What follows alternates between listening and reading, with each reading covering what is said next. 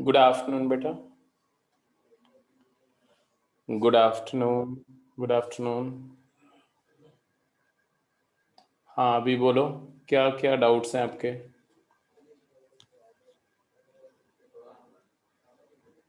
हम्म। कौन सी assignment discuss करनी है? क्या डिस्कस करना है? वेक्टर का?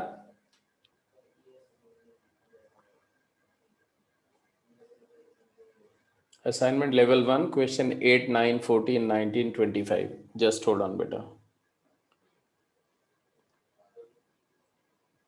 असाइनमेंट लेवल 1 का question number 8 9 14 19 and 25। Okay, what else?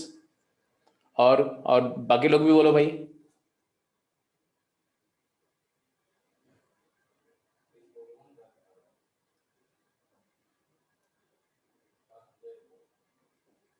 ये रहा जी assignment level 1 question number 8।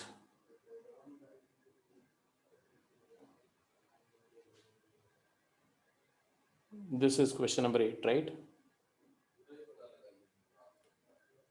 Level 2 में 22 24 28 29 32। ओके, एनीवे ठीक है।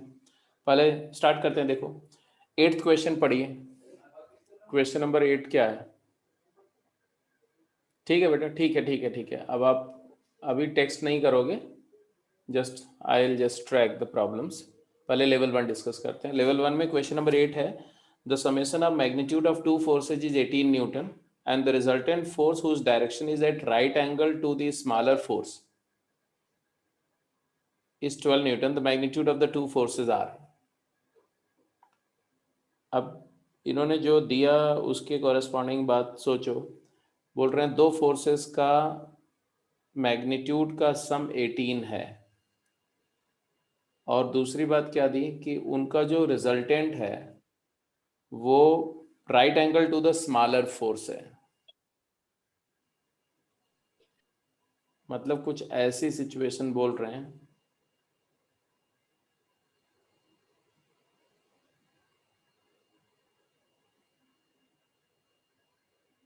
ऐसे समझो आप, ऐसे।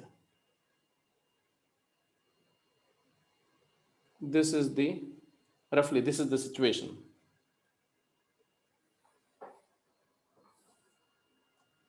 मतलब एक छोटा फोर्स है ये, ए वेक्टर मान लो, और ये बड़ा फोर्स है बी वेक्टर मान लो। Magnitude wise this is larger, magnitude of A is greater than less than magnitude of B.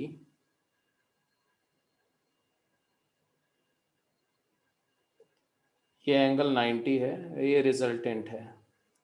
Resultant मतलब आर।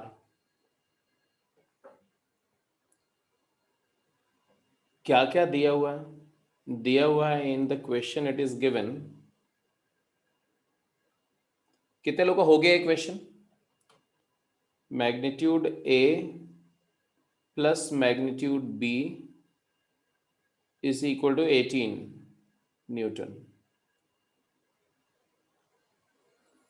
ठीक है, चलो भाई दीक्षांत बताएंगे आप सबको कि कैसे करेंगे इस क्वेश्चन को। जस्ट होल्ड ऑन, मैं थोड़ा सा बेसिक लेआउट बना देता हूँ। और resultant whose direction is at right angle to the smaller force is 12 newton. ये 12 न्यूटन है। अच्छा जी, अगर ये मैग्नीट्यूड, अगर ये लेंथ मैग्नीट्यूड ए है तो ये लेंथ मैग्नीट्यूड बी हो जाएगी, ये वाली लेंथ। अगर ये बी फोर्स है, बी वेक्टर, तो ये वाली लेंथ भी मैग्नीट्यूड ए होगी, और ये 12 है, और ये मैग्नीट्यूड बी है। 90 डिग्री एंगल है। तो आप पाइथागोरस थ्योरम यूज करो।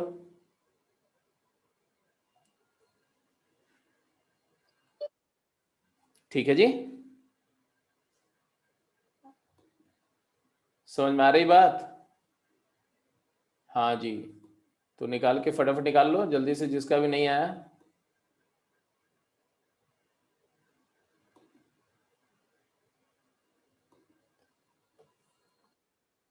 मैग्नीट्यूड ए को ए, तो यहाँ से क्लियर कट दिख रहा है, चाहे आप ये वाले ट्रायंगल को यूज करो चाहे ये ट्रायंगल को यूज करो, तो आपको क्या दिख रहा है? आपको दिख रहा है कि बी स्क्वायर, मैग्नीट्यूड बी को बी लिख रहा हूं मैं, B square is equal to A square plus 12 square is 144,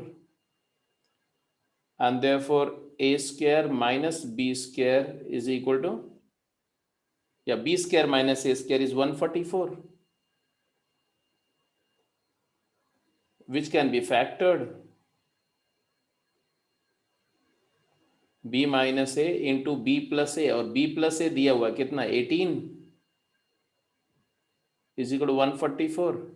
So b minus a turn out to be कितना 8, 18 8 जाइज 144. तो एक रिलेशन ये मिल गया आपको, दूसरा ये पहला, फर्स्ट और सेकंड रिलेशन, पहला रिलेशन बोलता है कि a प्लस बी 18 है, दूसरा है कि b माइनस ए 8 है, तो आप दोनों को ऐड कर दो, तो 2b इज इक्वल टू 26, तो b is equal to 13 and b equal to 13, तो a इक्वल टू 5. तो B13 A5, the magnitude of the two forces are 13 and 5, and therefore the option A is correct. सबको समझ में आ गया बेटा? Hello, okay great. अब आ जाते हैं नेक्स्ट पार्ट पे. ठीक है जी, नेक्स्ट पार्ट 9th नहीं, अगला क्वेश्चन आपका था 8th के बाद कौन सा क्वेश्चन था?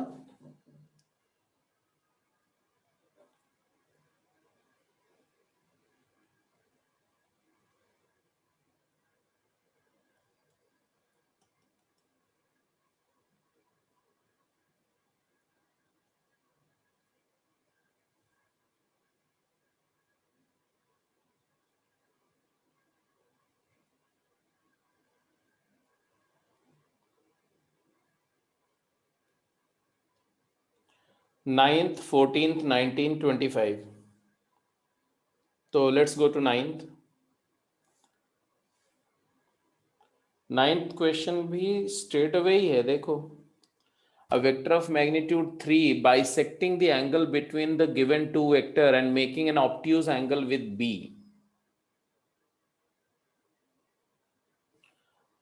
अब ये दो वेक्टर हैं, 2i cap plus J cap minus के कैप और i cap minus 2j cap plus K cap. इन दोनों के बीच एंगल ऑब्ट्यूज है कि एक्यूट? ए और बी वेक्टर्स के बीच एंगल ऑब्ट्यूज है या एक्यूट, पहले ये बताओ. If the vector A is 2i cap plus j cap minus k cap, and whereas B is I cap minus 2j cap plus k cap, you can observe that A dot B, हाँ जी, A dot B is less than 0, क्योंकि ये अगर 2 minus 2 minus 1, तो minus 1 है, less than 0. इसका मतलब है कि दोनों के बीच ऑब्ट्यूज एंगल है. ऑब्ट्यूज एंगल है, दो मैग्नीट्यूड है. अच्छा, दोनों का मैग्नीट्यूड इक्वल है, देखो. Mod A equal to mod B है, ये भी दिख रहा है या नहीं दिख रहा है? ओके जी, mod A equal to mod B और ऑब्ट्यूज एंगल है, तो हमने ऐसा कुछ बना दिया. मान लो एक ऐसा है और एक ऐसा है. अब बोला गया the vector of magnitude 3 which bisects the angle between these two. तो ऑब्वियसली बिकॉज मैग्नीट्यूड इक्वल है, तो इनका जो रिजल्टेंट होगा, resultant of their sum will be along the angle bisector, because the parallelogram form will be the rhombus, right?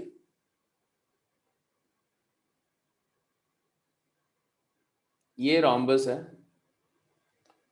और ये resultant है which is also the angle bisector. तो a plus b itself is the vector along the angle bisector. ये a plus b हो गया.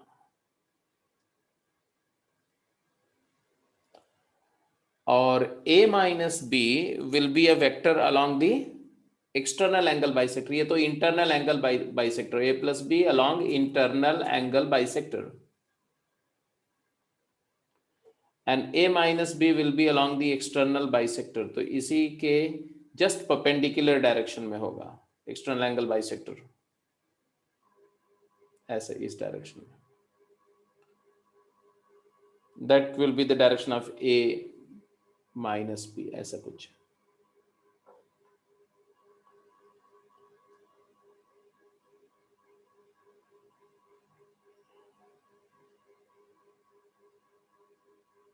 अगर ये vector को ए बोल रहे हो, इस वेक्टर को बी बोल रहे हो, तो ए माइनस बी देख रहे हो, ऐसे दिख रहा है ना, ऐसा ऐसा। एनीवे, सो थोड़ा सा डायरेक्शन एडजस्ट किया जा सकता है प्रॉपरली अगर हम शो करें तो ये देखो, ये तुम्हारा ए माइनस बी की डायरेक्शन होगी, तो ये डायरेक्शन थोड़ा इसी को इसे एडजस्ट कर दो, बिल्कुल पैरेलल उसके कर दो, तो it will appear in that direction exactly.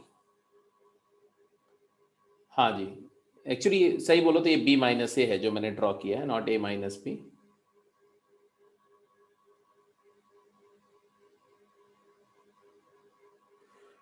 अब आप पढ़ो, क्वेश्चन को पढ़ो। A vector of magnitude 3 bisecting the angle between the vector A and B and making an obtuse angle with B. B के साथ obtuse angle बनना चाहिए।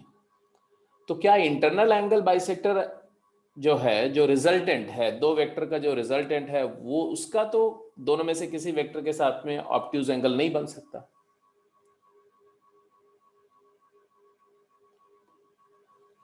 तो डिफरेंस का बन सकता है।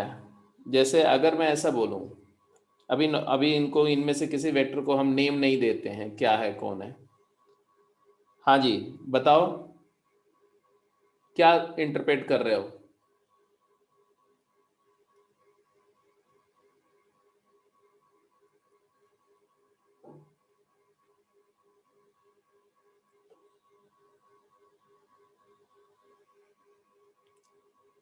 बोलो।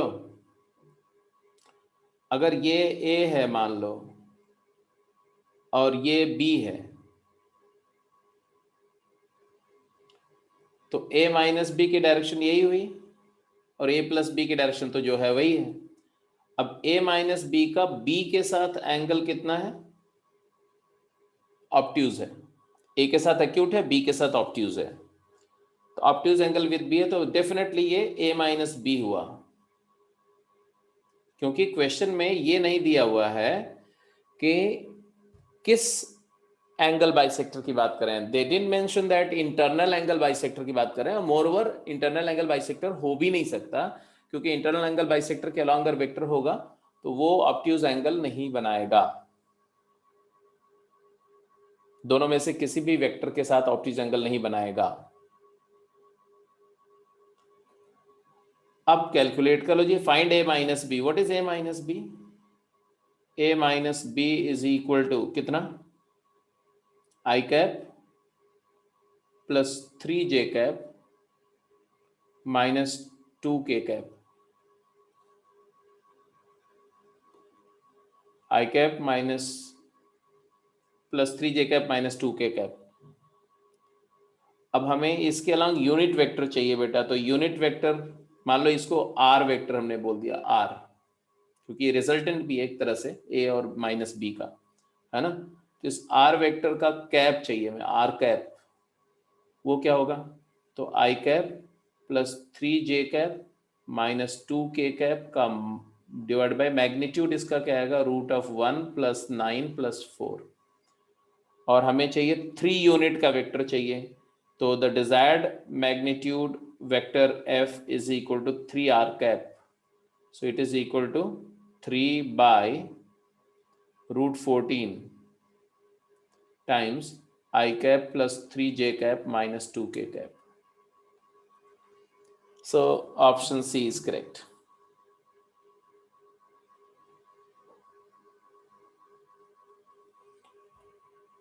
सबका क्लियर है बेटा, कोई डाउट तो नहीं है? हाँ जी, ठीक है जी। अब 9th के बाद में फर्दर आगे मूव करो।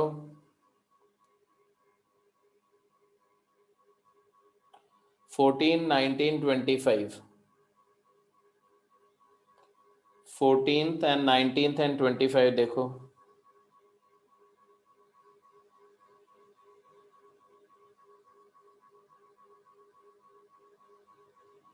19 तो आपके सामने दिख रहा है, देखो this is 19। Let's look at 14, ये यहाँ कहीं 14 होगा, देखो 14 एंड 19 पहले देखते हैं, फिर 25 देखेंगे। We are looking for question number 14, 19 and then 25। 14th देखिए, 14th, a point having position vector this and this and this are collinear then value of the. इसमें क्या इश्यू है बेटा, 3 पॉइंट कोलिनियर हैं तो लैम्डा की वैल्यू क्या होनी चाहिए?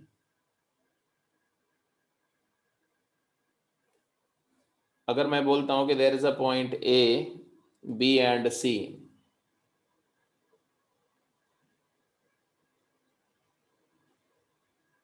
ए having position vector -2a + 3b + 5c,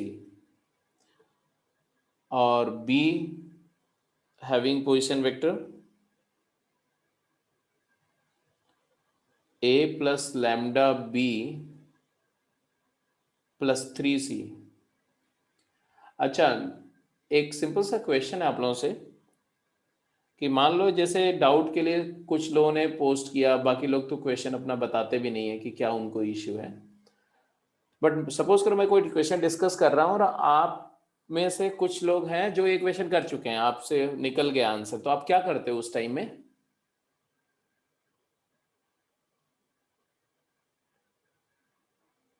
तो ऐसे टाइम में आपको हमेशा जो क्वेश्चन नहीं किए हुए उनको ट्राई करो, चाहे वो गेम का क्वेश्चन हो, चाहे बुकलेट का क्वेश्चन हो, असाइनमेंट नेक्स्ट असाइनमेंट का क्वेश्चन हो, मतलब डोंट लूज दिस टाइम। ये टाइम में आप लॉग इन करके हो, ठीक है, आपका जब डाउट आएगा तो आप पूछ लेंगे, बट अगर कोई क्वेश्चन आप कर चुके हैं तो आप उस टाइम को यूटिलाइज करो, अनलेस कि मैं कुछ ऐसी चीज बता रहा हूँ जो आपने नहीं सोची देखी है, तो आप वहां से देख सकते हैं।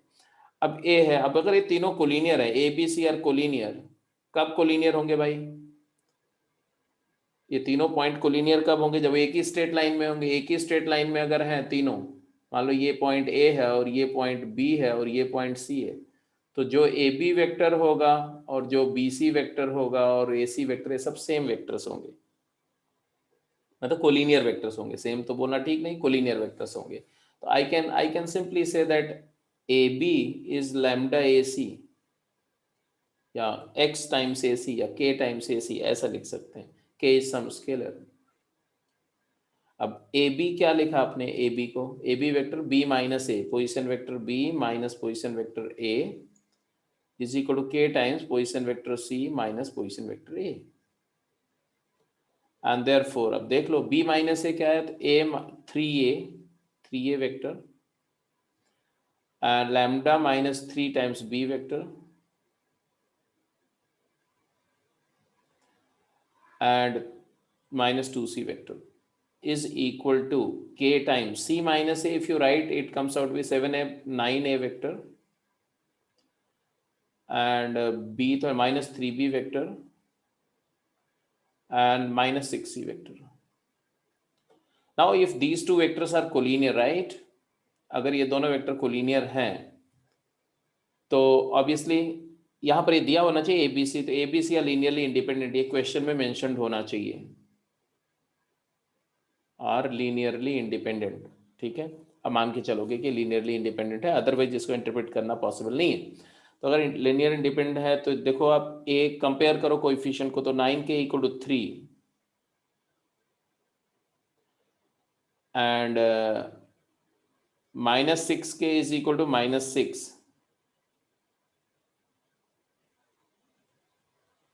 -6k is equal to -2, sorry,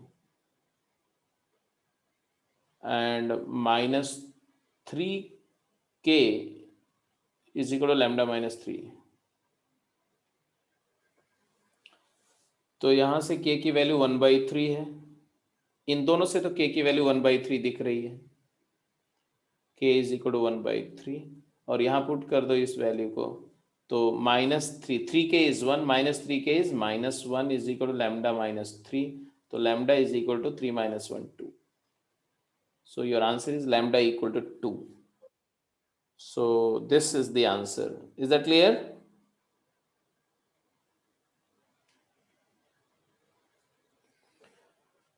अब 14th के बाद अगला क्वेश्चन था 19th. तो 19th क्वेश्चन सभी लोग देखेंगे. नोट कर लिया मैं, अगली स्लाइड पे चलो. Can I move to next question? Okay.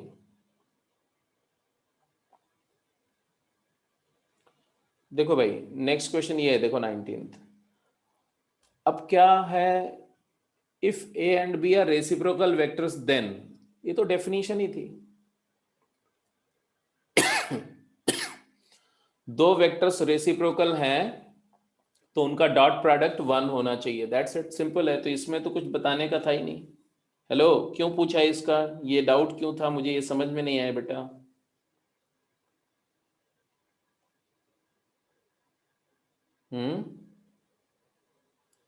ये क्वेश्चन डाउट क्यों था, ये मुझे नहीं समझ में आया, आप बताओ. तो डेफिनेशन बेस्ड ही था. हाँ, एक सेकेंड.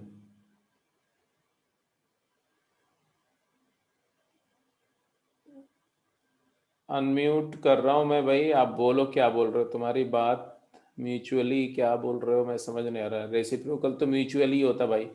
रेसिप्रोकल ऐसा थोड़ी होता है कि ए बी का रेसिप्रोकल होगा तो बी ए का नहीं होगा यार.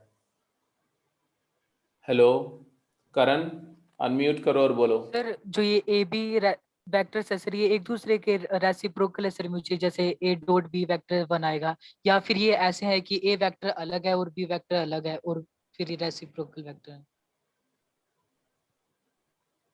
नहीं यार, रेसिप्रोकल वेक्टर का मतलब क्या होता है, दो वेक्टर्स जिनका प्रोडक्ट 1 हो. अब 1 तो एक स्केलर क्वांटिटी है और दो वेक्टर के प्रोडक्ट की बात हो रही है, तो ऑब्वियस सी बात है कि वेक्टर प्रोडक्ट तो हो नहीं सकता, क्योंकि दो वेक्टर्स का प्रोडक्ट 1 नहीं हो सकता. अगर दो वेक्टर है और क्रॉस प्रोडक्ट ले रहे हो तो 1 नहीं हो सकता, क्योंकि 1 तो एक स्केलर नंबर है ना. तो इसलिए हमेशा डॉट प्रोडक्ट ही होगा. तो डेफिनेशन इस तरह से दी गई कि अगर दो वेक्टर्स का डॉट प्रोडक्ट या स्केलर प्रोडक्ट 1 है तो वो दोनों वेक्टर एक दूसरे के रेसिप्रोकल वेक्टर बोले जाएंगे. This was the definition. Reciprocal system of vectors जब डिफाइन किया था, याद करो कि मैंने क्या बताया था आपको कि एबीसी आर 3 वेक्टर्स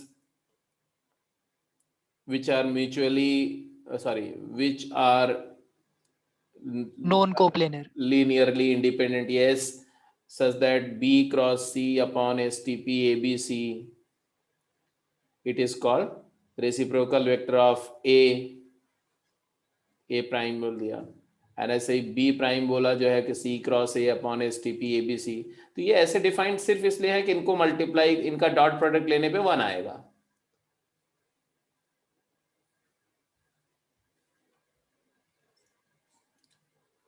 तो बेसिक आइडिया वही था कि अगर दो वेक्टर का डॉट प्रोडक्ट 1 है तो उनको हम एक दूसरे का रेसिप्रोकल वेक्टर बोल रहे हैं, एक दूसरे का रेसिप्रोकल बोल रहे हैं.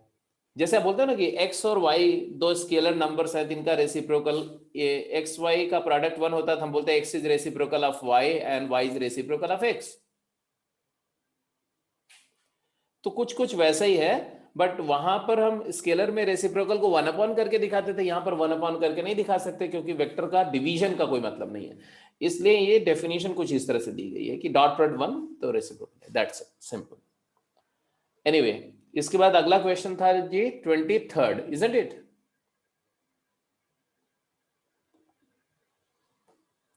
अगला क्वेश्चन 23rd था शायद, आपने बोला था 23rd क्वेश्चन. नहीं नहीं, 25. Okay, so let's have look. 25th question भी देख लो. ये a is this, b is this, they always make an acute angle with each other for every value of x real. तो ये भी तो मुझे लगता है कि काफी सिंपल सा ही प्रॉब्लम होगा, इसमें कोई ट्रबल होना नहीं चाहिए. स्टिल एक बार देख लो जल्दी से. a, अगर दोनों के बीच एक्यूट एंगल है तो a डॉट बी पॉजिटिव होना चाहिए. A dot B greater than 0 होना चाहिए for all x belongs to real, ऐसा दिया हुआ है एज पर द इंफॉर्मेशन। मैंने अपनी तरफ से कुछ नहीं लिखा, ये दिया हुआ है कि A and B may always make acute angle with each other for every value of x lying in real set। तो कंप्लीट रियल x के लिए ये बात होल्ड कर रही है, and therefore I would say that a dot b निकालो तो आएगा x i कैप और x plus 1 i cap, x into x plus 1 and x minus 1 j cap and j plus x minus 1 into 1 and k cap and k cap तो plus 1।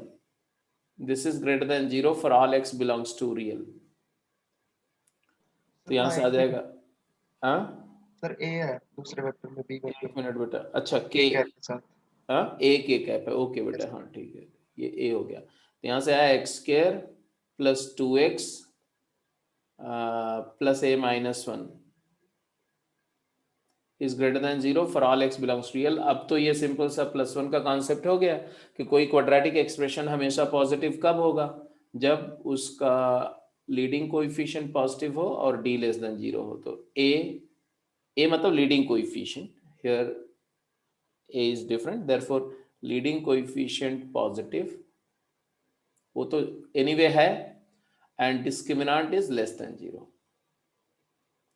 Leading coefficient 1 है जो कि positive है, तो सिर्फ d less than 0 लिखेंगे हम, d less than 0।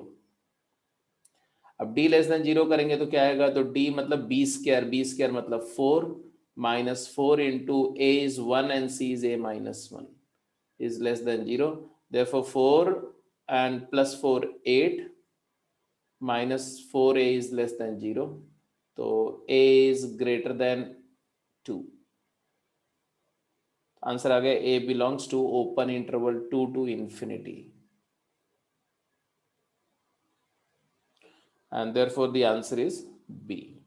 any doubt बेटा, सबको समझ में आ गई बात कि नहीं? डाउट में यस बोल रहे हो? हाँ हर्षप्रीत, क्या दिक्कत है बोलो।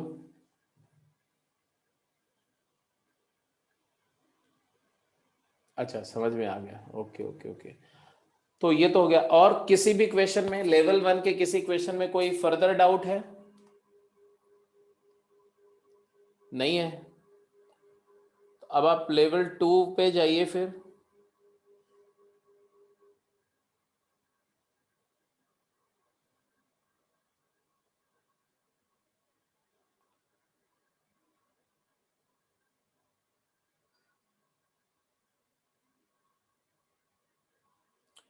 असाइनमेंट लेवल 2,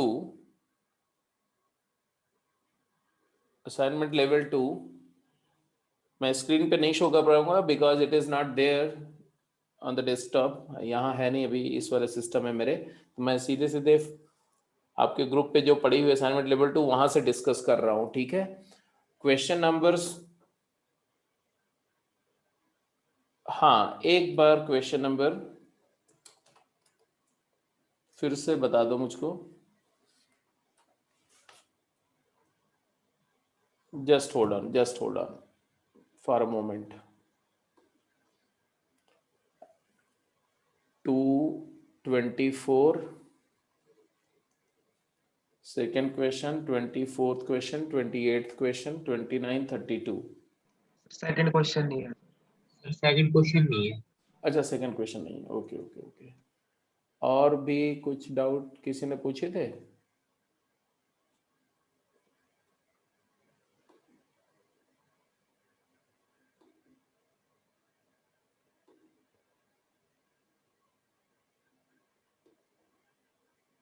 हम्म 22 एक डाउट था, ओके जी। 22, 24, 28, 29, 32 and 4, 5, 7, 9, 12, 4, 5, 7, 9, 12, 18, 30 and 31। अरे बाबा, तो ये तो 3, 3, 6, 2, 8, 2, 10, 3, 13 क्वेश्चन डाउट हो गए। कितने क्वेश्चन थे असाइनमेंट लेवल 2 में वैसे?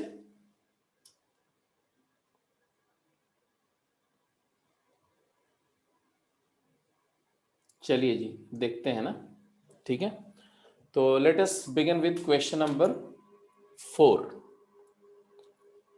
तो बेटा हम लोग डिस्कस कर रहे हैं असाइनमेंट लेवल 2 वेक्टर्स का question number 4। It says that magnitude A is equal to magnitude B is equal to magnitude C, ये दिया हुआ है, is equal to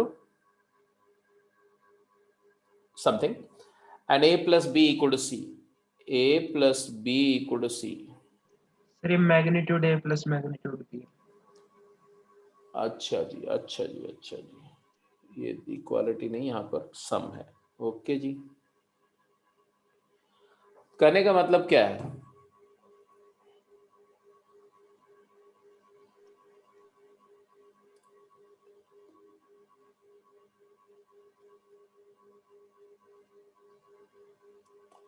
कहने का मतलब है कि ये दो इंफॉर्मेशन में जो सेकंड इंफॉर्मेशन है तो बता रही है कि ये ट्रायंगल लॉ लग रहा है। देखो a plus b equal to c है, मतलब है कि c is the resultant of a and b, so the situation will look like this, something like this।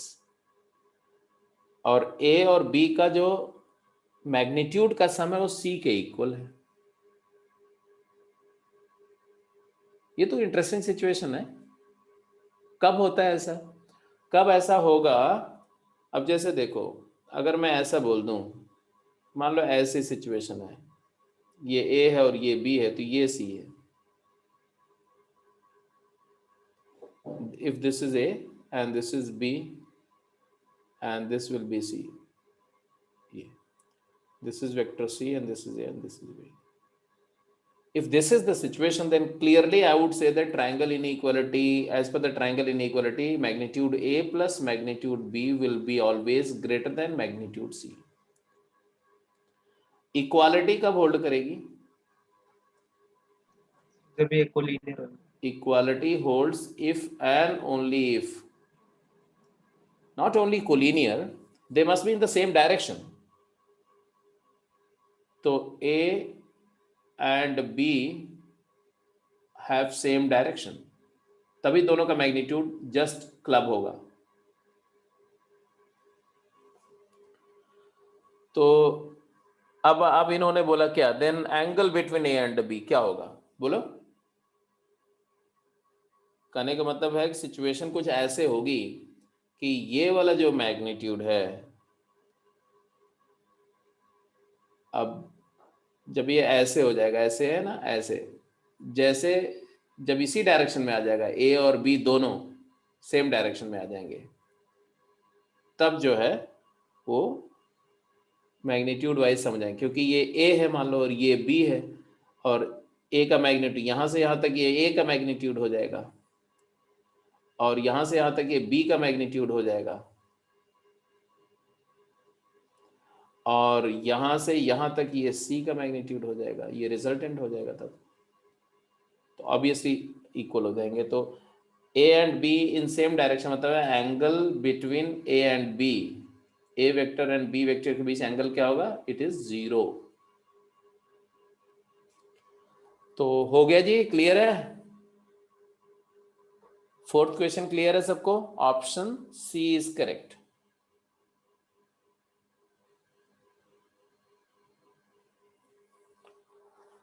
इसके बाद में अगला क्वेश्चन था 5। फिफ्थ क्वेश्चन क्या है? Fifth question says that A B C D be the position vector of the point A B C D respectively refer to same origin such that no three of these are collinear।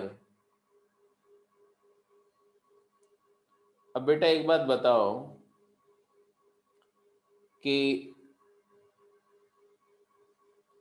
A B C D ऐसे है, मान लो एक ही plane में 4 non collinear points हैं, इनके position vector respectively small A, small B, small C और small D हैं। I am talking of question number 5। And then they say that same origin के रिस्पेक्ट में ये पोजीशन वेक्टर हैं। and it is also given that a plus c equal to b plus d. This is very interesting. A plus c is equal to b plus d का मतलब क्या हुआ? इसका मतलब हुआ a plus c divided by 2 is equal to b plus d divided by 2, और उसका मतलब हो गया कि जो a और c, ac का जो मिड पॉइंट है और जो bd का मिड पॉइंट है वो सेम है। तो ये कैसा क्वाड्रिलेटरल होगा? तो कौन से क्वाड्रिलेटरल है जिसमें डायगोनल्स बाइसेक्ट करते हैं?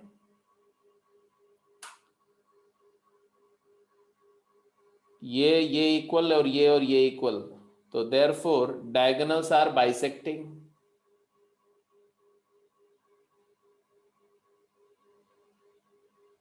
और डायगोनल्स बाइसेक्टिंग कब होते हैं भाई? Therefore ABCD is a parallelogram. Parallelogram is the quadrilateral in which the diagonal bisect each other. तो ABCD एक पैरेललोग्राम होगा। नॉन पैरेललोग्राम में डायगोनल कभी बाइसेक्ट नहीं करते हैं, और पैरेललोग्राम में हमेशा बाइसेक्ट करते हैं। ये तो 10वीं का कॉन्सेप्ट है, इसमें मैंने कुछ अपनी तरफ से तो बताना नहीं है, ना बताया मैंने।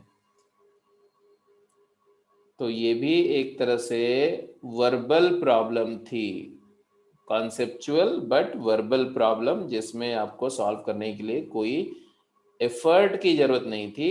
You should be just informed, that's it. और इंफॉर्मेशन तो क्लास में भी ये डिस्कशन हो चुका है इस तरह का। किसी पैरेललोग्राम के डायगोनल बाइसेक्ट होते हैं, कितनी बार आपने किया होगा। पैरेललोग्राम के 3 वर्टिसेस पता है तो चौथा वर्टेक्स का कोऑर्डिनेट या पोजीशन वेक्टर निकालते हैं तो भी यही प्रॉपर्टी यूज करते हैं। तो अच्छा, पैरेललोग्राम के डायगोनल बाइसेक्ट करते हैं बट इक्वल हो ये जरूरी नहीं। और पैरेललोग्राम के डायगोनल इक्वल कब होते हैं? जब वो रेक्टेंगल हो या स्क्वायर हो। और परपेंडिकुलर कब होते हैं? जब वो स्क्वायर हो, रोम्बस हो। ये सब बातें याद रहनी चाहिए, क्योंकि इस पर स्ट्रेट वे अप्लाई करके क्वेश्चन बनेगा, या क्वेश्चन में ऐसी इंफॉर्मेशन देंगे जिससे आप रिवर्स इंटरप्रेट करोगे, अच्छा ये ऐसा पैरेललोग्राम होगा। ठीक है, तो you have to be little specific about it. This is very sad कि इतनी छोटी सी बात को आपने से जिसने भी पूछा उसने ऑब्जर्व नहीं किया। एनीवे, इसके बाद अगला क्वेश्चन था 7th and 9th। Question number 7, 7वां क्वेश्चन देखो। 7th क्वेश्चन में बेटा क्या दिया हुआ है? It says that a vector B has, it's a position vector के फॉर्म में दिया, मतलब कोऑर्डिनेट्स दिए हुए हैं। तो मैं पूरा वैसे ही लिख देता हूं, tangent alpha times i cap and minus J cap and plus root of 4 sin alpha by 2 times k cap, whereas the vector c is given as tan alpha I cap plus tan alpha j cap minus 3 by root of sin alpha by 2 k cap. बोल रहे हैं if these two vectors are orthogonal, ये दोनों orthogonal हैं, तो ये दोनों vector orthogonal है लिख दिया, मतलब परपेंडिकुलर है, mutually perpendicular.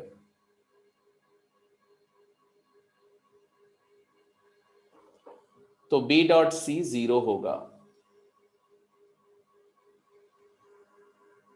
B dot C 0 होगा।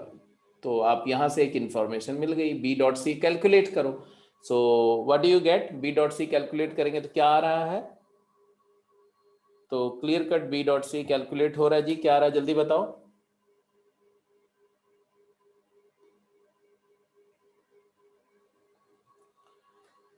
tan square alpha minus tan alpha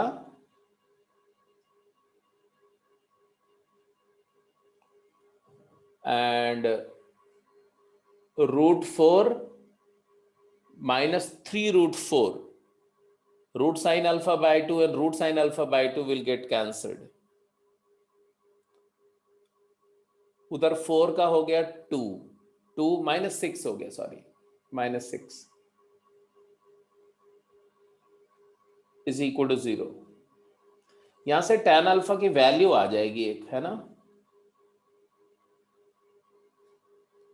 क्या आया tan अल्फा की वैल्यू? फैक्टर हो रहा है स्ट्रेट में, चलो फैक्टर ही कर देते हैं। तो फैक्टर, क्या फैक्टर बन रहा है? tan alpha -3 into tan alpha +2, tan square alpha +2 tan alpha -3 tan alpha -6। तो यहां से टेंजेंट अल्फा की दो वैल्यू आ रही है, एक आ रही है 3, एक आ रही है -2। Further they have provided you the information that a vector A makes an obtuse angle with z axis। A एक वेक्टर है और वो दिया हुआ है i cap +3j cap +2 sine alpha, no, sine 2 alpha k cap, sine of 2 alpha k cap. This makes obtuse angle with z axis।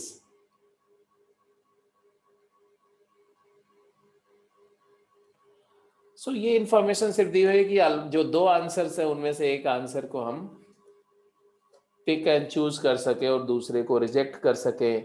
तो इसका Z axis से एंगल ऑब्ट्यूज है, मतलब A dot k cap has to be less than 0।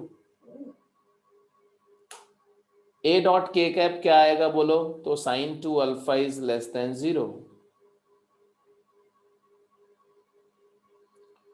Sine 2 alpha less than 0 का मतलब क्या हुआ? Sign 2 alpha less than 0 का मतलब क्या हुआ? यहां से कैसे हम tan अल्फा को आइडेंटिफाई कर पाएंगे, जल्दी बोलो। यहां से आया 2 tan alpha upon 1 plus tan square alpha is less than 0। Hello, यहां से आ गया tan alpha has to be less than 0।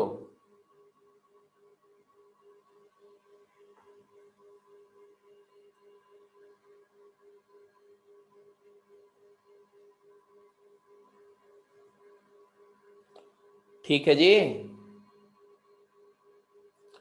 tan alpha negative का मतलब हो गया कि tan अल्फा की वैल्यू 3 रिजेक्ट हो जाएगी और -2 चूज होगी। तो ये रिजेक्ट हो गई और ये सिलेक्ट हो गई, तो tan अल्फा इज -2। तो क्वेश्चन इज ओवर। तो अल्फा हो जाएगा तुम्हारा क्या? तो अल्फा, tan अल्फा नेगेटिव है,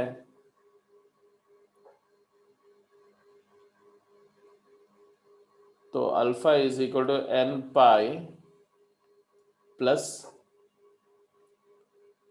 tan inverse -2।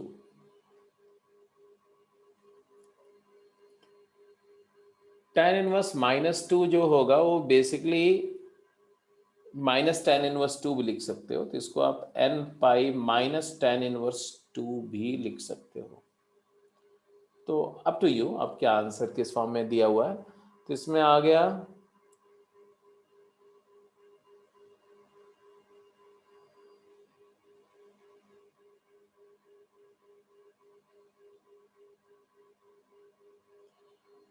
tan alpha negative है, तो या तो थर्ड सेकेंड क्वाड्रेंट में होगा या तो फोर्थ क्वाड्रेंट में होगा।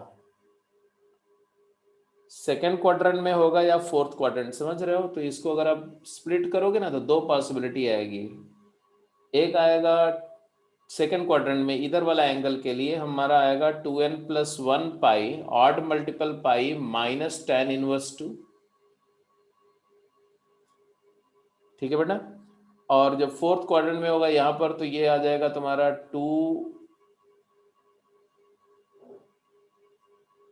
2n पाई -tan इनवर्स 2। ये दोनों आंसर हो सकते हैं, ये भी होगा ये भी होगा। अब इसमें ऑप्शन में दिया हुआ 2n + 1 पाई +tan इनवर्स 2, ये तो हो नहीं सकता। 2n + 1 पाई -tan इनवर्स 2, तो बी ऑप्शन है, B option is okay and C option is also okay. B and C is correct. तो B option and C option are correct. Even multiple pi minus and odd multiple pi minus tan inverse 2. वही even odd दोनों था, इसलिए ये इसमें दोनों ही cases हो गए. ठीक है, तो बी और सी करेक्ट है. ठीक है जी, कोई दिक्कत तो नहीं है.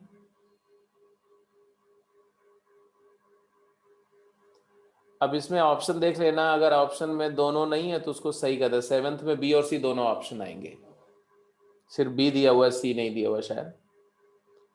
और इसके बाद 7th के बाद क्वेश्चन नंबर 9 पर जाइए. 9th question is value of x, y, z and w if area of triangle ABC is 5√6.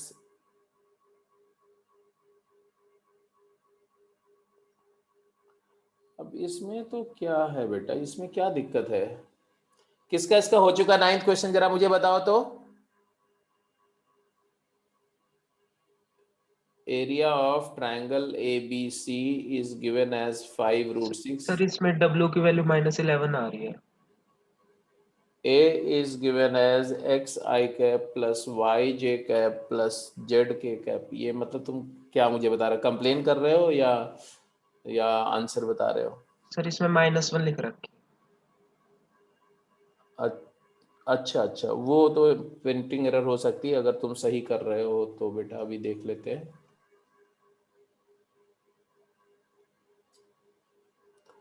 ए दिया, बी दिया, सी भी दे दिया सब. सी वेक्टर दे दिया 3i cap plus j cap minus 2k cap. और इन्होंने ये भी दे दिया कि A vector is equal to B plus C. बहुत ज़्यादा इंफॉर्मेशन दे दी. इसका मतलब है कि इसमें बहुत ज़्यादा कोई ट्विस्ट एंड टर्न होना नहीं चाहिए. अब उन्होंने बोला एक्स वाई जेड वगैरह निकालो, एक्स निकालो, वाई निकालो, जेड निकालो, डब्ल्यू निकालो, ब्ला ब्ला ब्ला ऐसा. अच्छा, ए इक्वल टू बी प्लस सी देने का एक मतलब तो ये भी है कि ये कोप्लेनर है. एक मतलब ये भी है कि बी और सी का रिजल्टेंट ए है, तो ये ट्राइंगल लॉ को भी फॉलो कर रहे हैं. ठीक है, और ट्रायंगल एबीसी का एरिया भी दिया हुआ है, तो बहुत अच्छी बात है. सब कुछ बढ़िया ही बढ़िया है. अब बोलो क्या क्या किया आपने?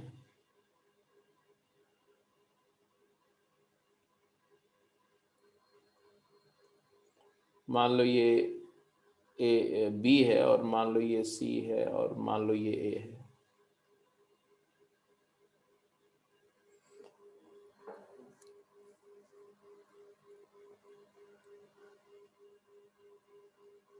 सबसे पहला काम क्या क्या किया आपने, कैसे तुमने डिटरमिन किया? दीक्षांत तुम कर चुके हो, बताओ क्या किया तुमने. सर इस इक्वेशन में पुट कर दिया था मैंने. अच्छी बात है. तो पुट करके क्या मिला तुमको? वहां से पुट करने के बाद क्या किया? बी और सी को ऐड करके ए से कंपेयर करोगे, तो ऐसे सीधे पुट क्या करना, स्ट्रेट अवे करो. W प्लस 3x होना चाहिए.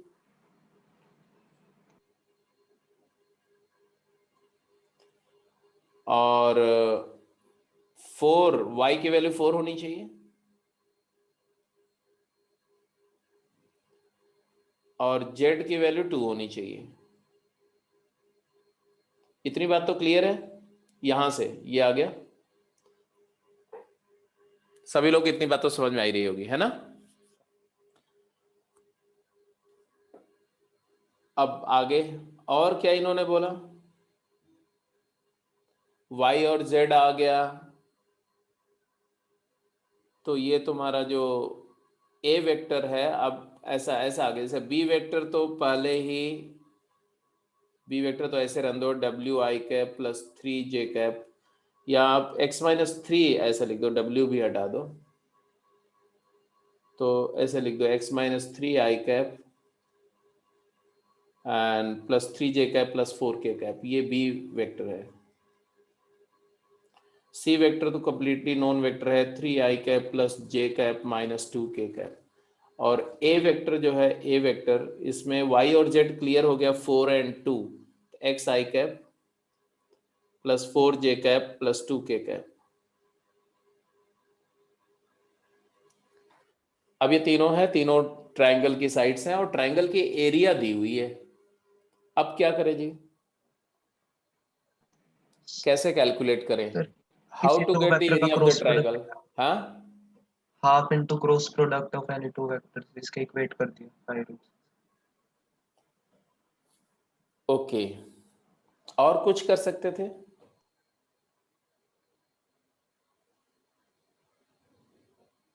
और कुछ भी कर सकते थे। आप ये भी कर सकते थे कि ये ए का जो परपेंडिकुलर कंपोनेंट निकाल लो इसके अलॉन्ग, और फिर बेस इनटू हाइट भी कर सकते हो। क्रॉस प्रोडक्ट कर लेना थोड़ा सा कन्वीनियंट होगा, ज़्यादा एफर्ट में नहीं डालना पड़ेगा आपको।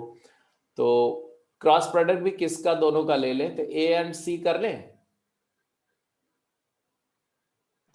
Yes sir.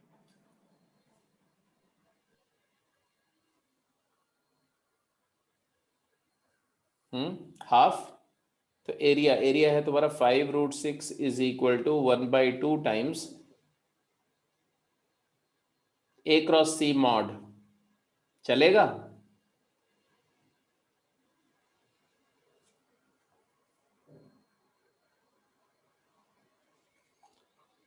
और यहां से आ जाएगा 1/2 magnitude of i cap j cap k cap, और ए का क्या है x42 एंड सी का 3(1 - 2). क्या आया वैल्यू, बताओ जरा जी। 5√6 इज इक्वल टू 1/2, मतलब 10√6 कर दो इसको, 10√6 is equal to square i mod of -8 - 2 -10 i cap -2x -6 plus 2x + 6 j cap and x -12 k cap।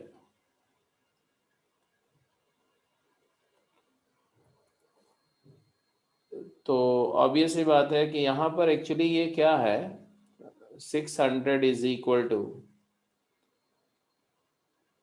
यहाँ पर क्या आएगा 100 प्लस 2x + 6 का होल स्क्वायर प्लस x -12 का होल स्क्वायर। सॉल्व करके x की वैल्यू निकालो फटाफट जल्दी से।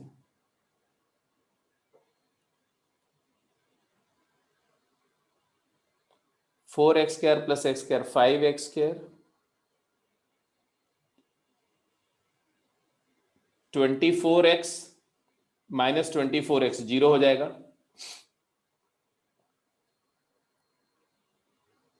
36 एंड 144 200 हो जाएगा, नहीं 36 + 144 इट इज 180 हो जाएगा।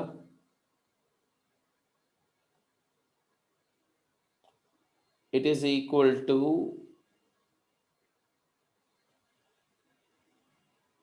500, है ना, यही था। तो 5 से डिवाइड कर देते हो, इसको उधर ले जाते हो, तो x² की वैल्यू क्या आती है, x² की वैल्यू आती है 100 - 36 64, तो x की वैल्यू आती है ±8। अब आपसे पूछा क्या गया वो देख लो। आपसे पूछा गया इस क्वेश्चन में x की वैल्यू आ गई जी, y और z पहले निकाल चुके थे, w भी आ गया।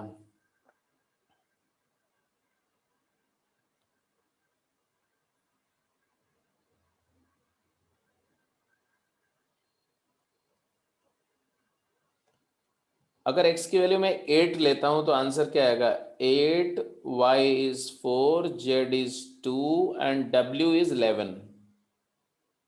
नो, x को 8 लिया ना, तो 8 - 3 w की वैल्यू आएगी 5। और अगर x को -8 लेते हैं, -8 तो -8 4 2 and minus 11. Now check it out, which option suits. तो -8 4 2 -1, अच्छा वो -11 होगा। फिर ऑप्शन क्या दिया हुआ, या तो ऑप्शन आप डी लिखोगे और या तो ए। अगर ऑप्शन ए दिया हुआ तो वहां प्रिंटिंग एरर होगी बेटा, उसको सही कर लो। तो आपने पहले आंसर देखो इसका क्या दिया हुआ है। मुझे ज्यादा चांसेस है कि प्रिंटिंग एरर हो। 9th में ए दिया हुआ ना, तो यस सर। वो ए में करेक्शन कर लो बेटा। वो -11 ही होगा यहाँ पर। ये यही वाला है फर्स्ट ऑप्शन। आगे इसके बाद में आपका था 12 18 30। 12th क्वेश्चन देखो जी। 12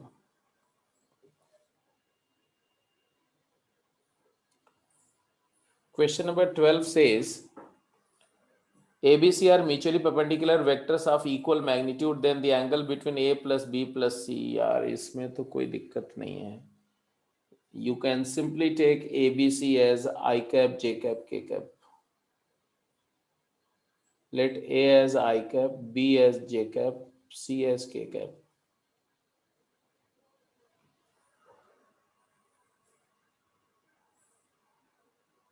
A plus B plus C आपका हो गया। A plus B plus C हो गया तुम्हारा क्या, I cap plus J cap plus K cap. और इसका ए से एंगल, तो मान लो इसको आर मान लो, तो एंगल बिटवीन आर एंड ए क्या होगा। तीनों से सेम आएगा, चाहे ए से करो चाहे बी से, चाहे सी के। It is equal to R dot A cos inverse of equal to theta मान लो। तो आर डॉट ए जो होगा वो होगा magnitude r into magnitude a into cos theta. तो आर डॉट ए तो क्लियर दिख रहा है जी, 1 आएगा। मैग्नीट्यूड आर जो है √3 आ गया, मैग्नीट्यूड ए 1 आ गया, और कॉस थीटा, तो cos theta is equal to 1/√3 and theta is equal to cos inverse 1/√3।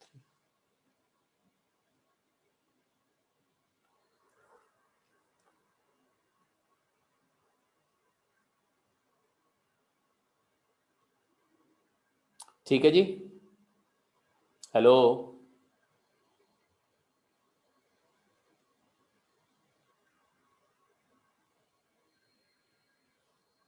दूसरा तरीका भी है कि आप ए बी सी मॉड A1 ले लो, मॉड B1 ले लो, mod A R, mod B R, mod C R ले लो। मतलब अगर पूरा प्रॉपर सब्जेक्टिव तरीके से करना चाहते हो तो mod a is equal to mod B is equal to mod c is equal to r ले लिया, और फिर a plus B plus c का मैग्नीट्यूड निकल जाएगा। A plus B plus c का मैग्नीट्यूड का स्क्वायर जो होता है वो होता है मैग्नीट्यूड ए का स्क्वायर प्लस मैग्नीट्यूड बी का स्क्वायर प्लस मैग्नीट्यूड सी का square plus 2 times a dot b plus b dot c plus c dot a. और फिर म्यूचुअली परपेंडिकुलर, ये जीरो ये जीरो ये जीरो हो जाएंगे। तो यहां से आ जाएगा mod of a plus B plus c is equal to 3 का रूट। तो a plus B plus c का मॉड आ गया 3। और फिर आप ये प्रूव कर सकते हो कि a डॉट बी और b dot c dot a equal है। ये भी दिखा सकते हो, a dot b is equal to b dot c is equal to c dot A.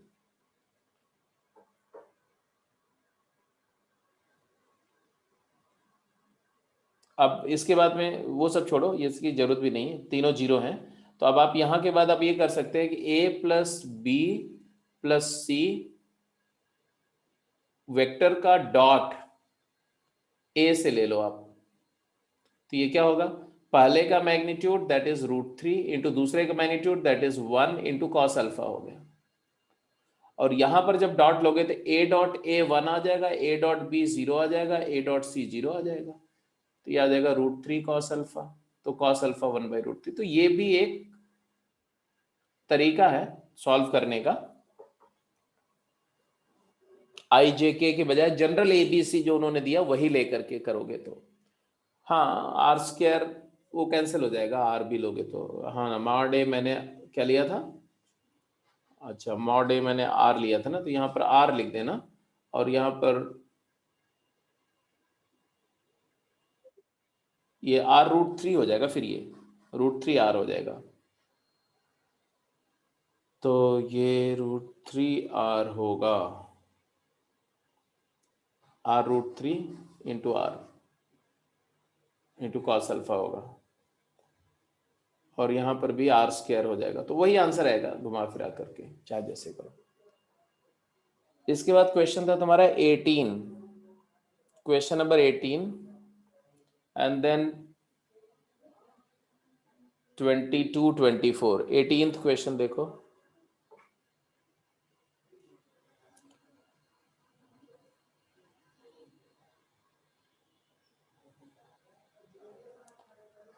Eighteenth question में दिया कि A cross B is C, B cross C is A, C cross A cross B is C, A cross B किसका इसका हो गया ये,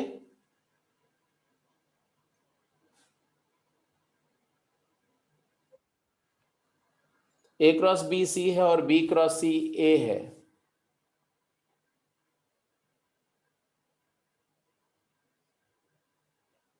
and c non zero vector है।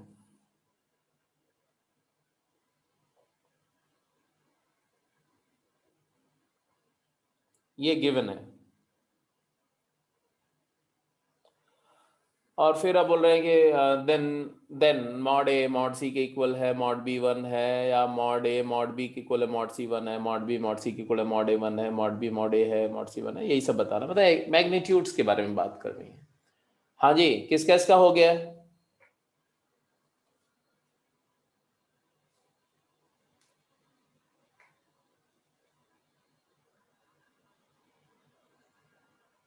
ए cross B C है, इसका मतलब क्या है कि C is perpendicular to A and B, C is perpendicular to A and B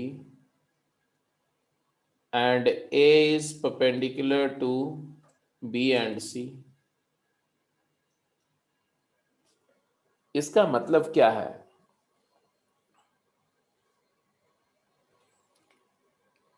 AB के प्लेन के परपेंडिकुलर C है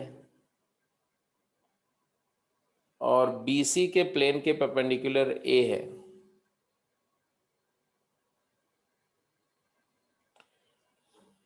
एंगल C और एंगल A के बीच में, एंगल C और वेक्टर C और वेक्टर A के बीच एंगल 90 है, मतलब C डॉट A 0 होगा, C dot A equal to C dot B 0 है, और A डॉट B भी 0 है, मतलब ए बी भी म्यूचुअली परपेंडिकुलर है, बी सी भी सी ए भी, तो तीनों म्यूचुअली ऑर्थोगोनल वेक्टर्स हैं, तीनों वेक्टर्स म्यूचुअली ऑर्थोगोनल हैं, A B C mutually orthogonal है, ये पता चल गया आपको, तो कर लो, mod A into mod B into sine 90 is equal to mod C, ये फर्स्ट इक्वेशन से आया फ्रॉम इक्वेशन 1। ऐसे mod B is equal to mod C into sine 90 is equal to mod A, ये सेकेंड इक्वेशन से आया,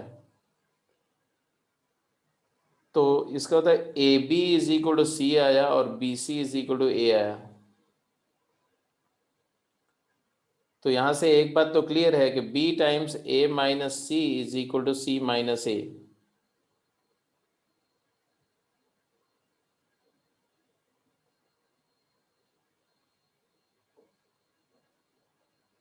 तो इसका मतलब यहां से एक बात ये भी क्लियर है कि सी b प्लस 1, इसको a माइनस सी कर इधर लाओ, टाइम्स a माइनस सी 0 है, तो या तो c इक्वल टू ए है और क्योंकि b का मैग्नीट्यूड तो -1 नहीं हो सकता, c इक्वल टू a है simply, c equal to a तो आ गया क्लियर कट। अच्छा, c इक्वल टू a आने का मतलब क्या है?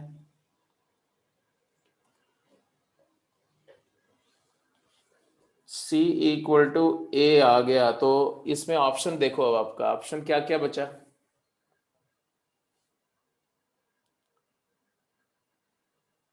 c को a कर दोगे ना तो मॉड भी 1 आ जाएगा,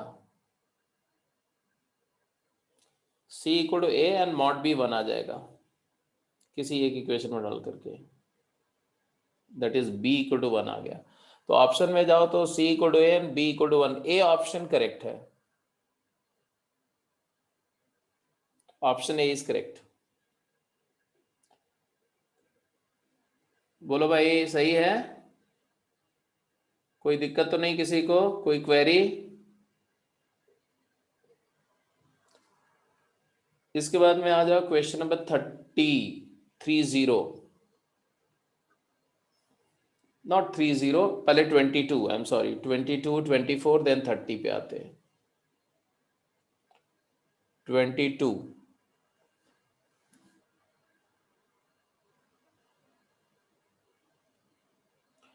ABCD is a parallelogram. A1, B1 are the midpoint of side BC and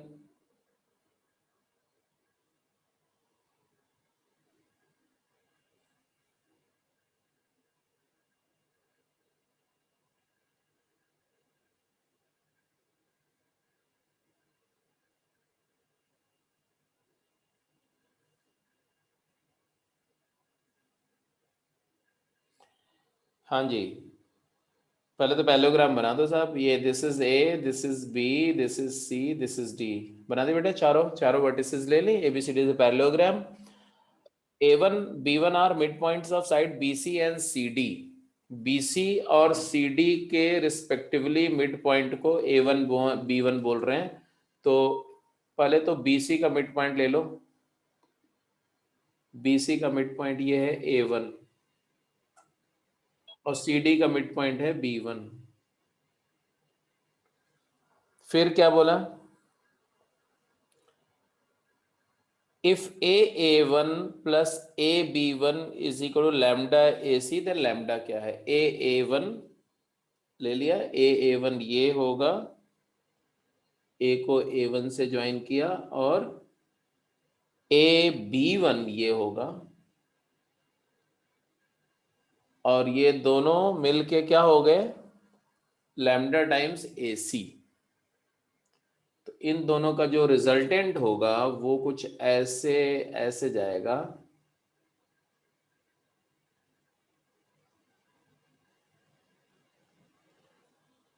such that ये डायगोनल सेम है, जो AC है ना वही आगे एक्सटेंड करके यहां से पास करे, ऐसा बोल रहे हैं। अगर ऐसा है तो लैम्डा क्या होगा? This is what the problem talks about.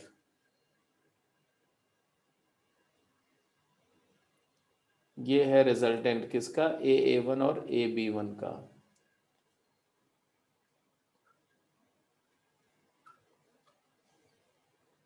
Is equal to, मान लो ये D सॉरी C1 है, C1 पॉइंट है, तो it is AC1 which is lambda times AC,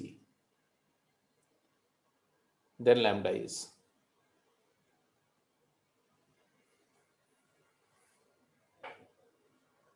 क्या करा जाए, कैसे अप्रोच किया जाए इस प्रॉब्लम को? तो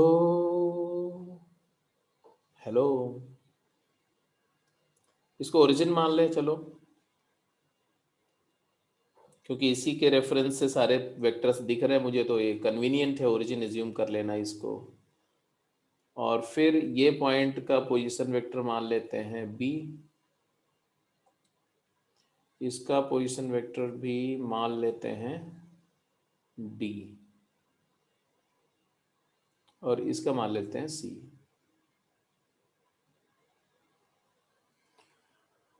तो पहले तो C is equal to B plus d हो गया। तो यहाँ दिख रहा है कि C is equal to B plus d. एक इंफॉर्मेशन तो ये है। एंड A1 A1 क्या हो गया बेटा? A1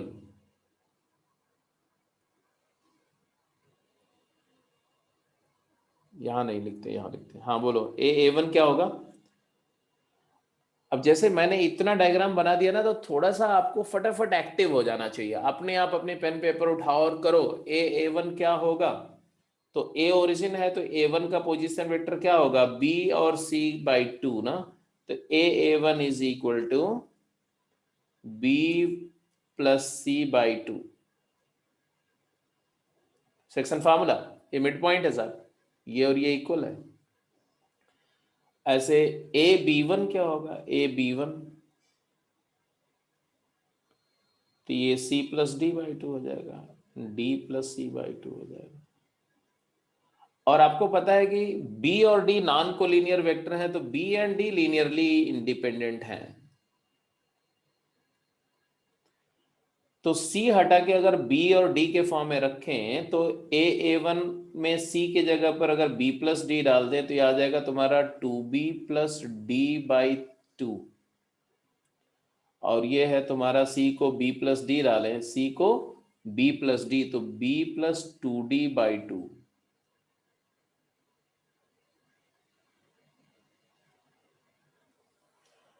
यहां तक बात समझ में आ रही है?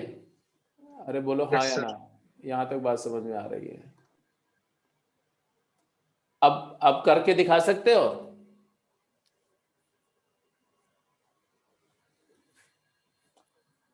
Now you make use of this.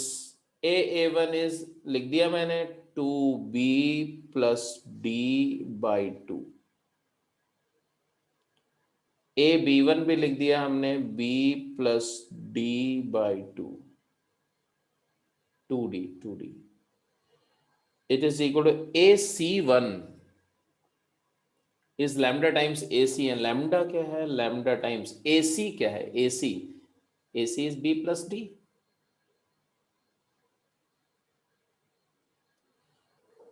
2 से मल्टीप्लाई कर दो तो आ जाएगा 3B plus 3D is equal to 2 lambda times B plus 2 lambda times D, and therefore 2 lambda is equal to 3 lambda is equal to 3 by 2.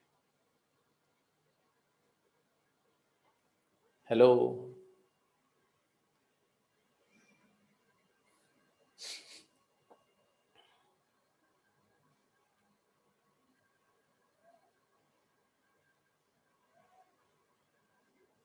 ठीक है जी, clear है? Yes, sir. तो इसमें क्या दिक्कत थी बेटा, क्यों नहीं सॉल्व हुआ था, ये मैं समझ नहीं पाया।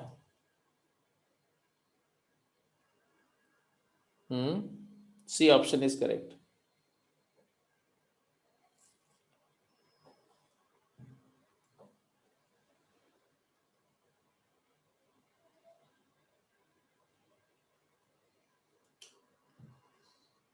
बता दो। सर ये मैं ट्राइंगल को कंसिडर कर रहा था, A B vector plus B A one vector A one vector आ गया तो।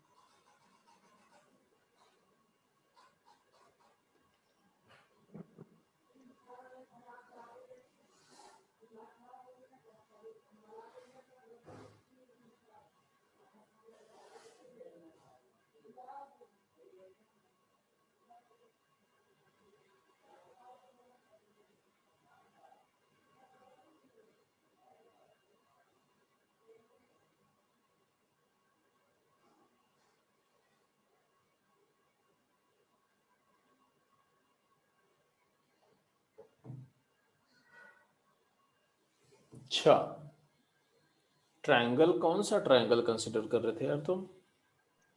ए बी ए वन। अच्छा,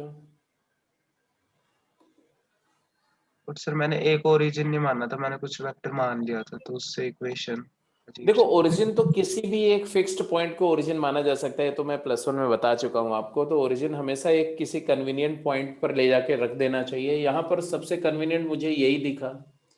इसके अलावा कोई कन्वीनियंट पॉइंट होता तो शायद यहाँ रख सकते थे, डायगोनल के इंटरसेक्शन पर। तो उससे क्या होता कि बी और डी में एक को बी मान लेते, एक को माइनस बी मान लेते, है ना, और इसको सी मान लेते, तो वो भी वर्क करेगा। मतलब तुम्हारे पास एक तरह से एक दूसरा वे है इस प्रॉब्लम को सॉल्व करने का। आप क्या करना, अपने आप करना, यहां पर ओरिजिन मान लेना, ठीक है। तो ये वाला ए वेक्टर हो गया तो सी माइनस ए हो जाएगा, ये वाला बी हो गया तो ये माइनस बी हो जाएगा, और फिर वर्कआउट करोगे, प्रॉब्लम वहां से सॉल्व होगी। देख लेना वहां से ज्यादा आसान अगर आपको पड़ता है तो उसको फॉलो कर लेना, बट ओरिजिन को सुइटेबली चूज करना ये बड़ा स्किल होता है और ये सीखना चाहिए आपको। इसीलिए हमने, याद करो 11th में कोऑर्डिनेट ज्योमेट्री करते समय आपको बताया था choice of origin and selection of axis, याद है? Yes sir. हाँ, तो इसीलिए बताया गया था कि how to select coordinate frame, how to choose origin, so that the problem, without losing the generality of the problem, you can solve the problem in a most convenient fashion. Anyway, 22nd के बाद में आया 24th question number 24। Sir 23rd question में sir option match नहीं कर रहे।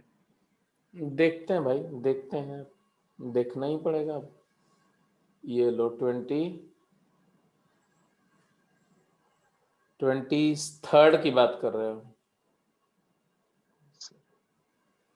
23rd में two constant forces F1 F2 acts on a particle if particle is displaced from a point A with position vector this to the point B, the work done। ओए होए होए, तो यार इसमें नहीं मैच करा ऑप्शन, तो मेरे हिसाब से ऑप्शन को सही कर देना चाहिए था, क्योंकि ये तो बहुत प्लेन क्वेश्चन है।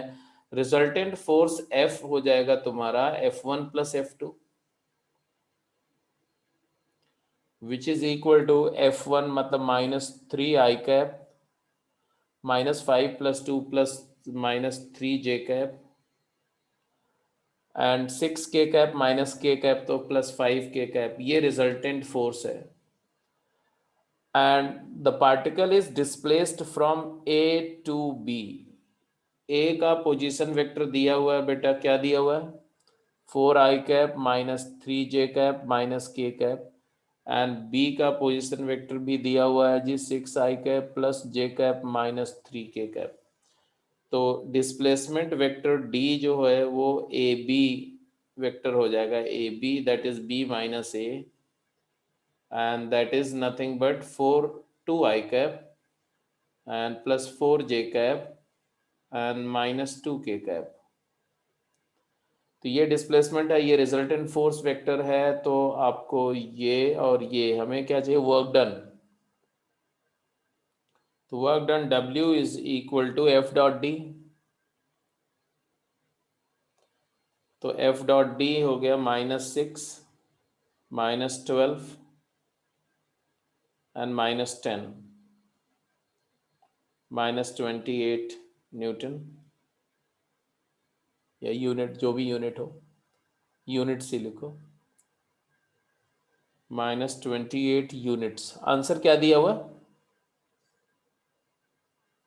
ऑब्वियसली आंसर तो कुछ नहीं मैच कर रहा है। यही आया था आंसर तुम्हारा? Yes sir. ठीक है, ऑप्शन ऑप्शन कौन सा सही दिया हुआ? सर सी है। तो 5 की जगह 8 होगा फिर वहां बेटा। ठीक है जी। तो किस किस क्वेश्चन में करेक्शन आया इसमें? वैसे एक 23rd में करेक्शन आया,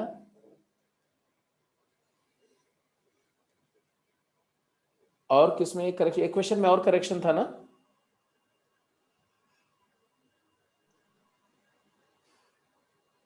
एक 7th का आंसर में करेक्शन था, B एंड C दोनों था। एक और क्वेश्चन में किसी में करेक्शन था, आई डोंट रिमेम्बर कौन सा क्वेश्चन था। एक 9th क्वेश्चन में भी करेक्शन था, 9th में A ऑप्शन में। ठीक है, और बोलो और कौन सा था?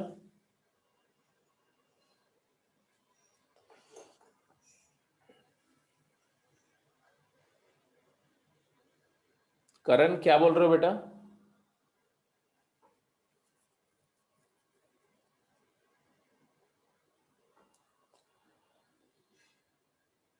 Next question is 24. the position vector of the point A, B, C and D are this. It is known that these points are coplanar. ये इसमें क्यों पूछ रहे हो यार?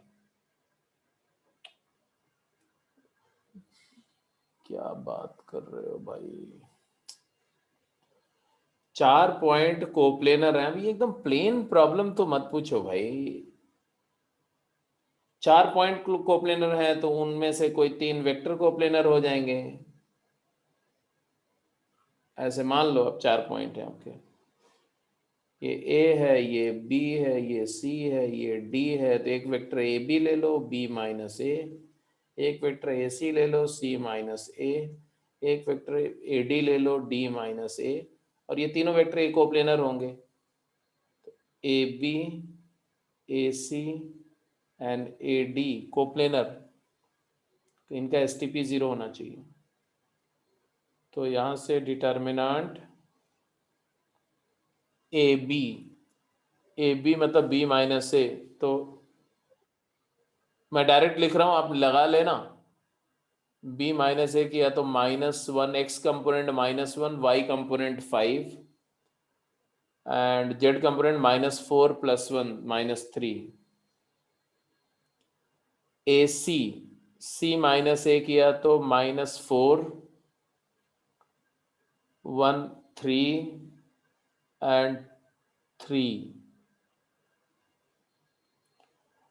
एंड AD किया तो D माइनस A किया तो 4 - 3 1, 5 + 2 7 and lambda +1. This has to be 0. यहां से लैम्डा की वैल्यू क्लियर दिख रही है. थर्ड रो से मैं एक्सपैंड कर रहा हूं इसको. थर्ड रो से तो क्या आएगा? 1 × 15 + 9 24 -7 × -3 -12 -15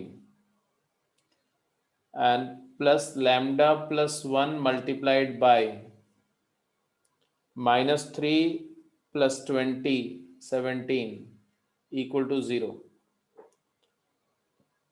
तो यहां से आपके पास जो आंसर आया वो आया 17 टाइम्स लैम्डा +1 मतलब 17 लैम्डा +17 +105 +24 equal to 0. तो लैम्डा की वैल्यू क्या आ रही है देख लो. ये तीनों का सम कितना आया जी?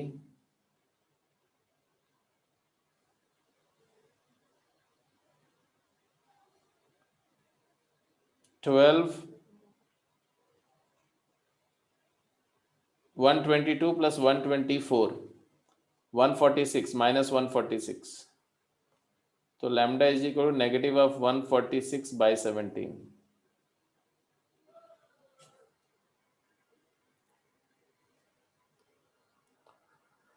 तो लैम्डा की value -146/17. Option a is correct. अब इसमें क्यों प्रॉब्लम है समझ. आई डिडंट अंडरस्टैंड क्यों प्रॉब्लम थी इसमें. क्या ऐसा था? मतलब बड़ी बड़ी चीजें कर जाते हो, एकदम छोटी सी प्रॉब्लम में आप जो है अगर स्टक हो गए तो कुछ न कुछ तो ट्रबल है. 25वां क्वेश्चन स्ट्रेट अवे था. STP A × B, B × C, C × A is STP ABC whole square. तो ये भी स्ट्रेट था. तो 24 के बाद अगला था 28 29 30. 28 29 30. ये लो जी 28. A line R is equal to A + lambda B दिया हुआ है. मतलब एक ऐसी लाइन है जो A पॉइंट से जिसका पोजीशन वेक्टर A है पास कर रही है और B वेक्टर के अलोंग है. ये मैंने बता दिया था क्लास में, तो आप इंटरप्रेट आराम से कर सकते थे. Vector equation of line. तो ये है तुम्हारा B वेक्टर और ये है एक पॉइंट है जिसका पोजीशन वेक्टर A है. will not meet the plane r dot n equal to q provided.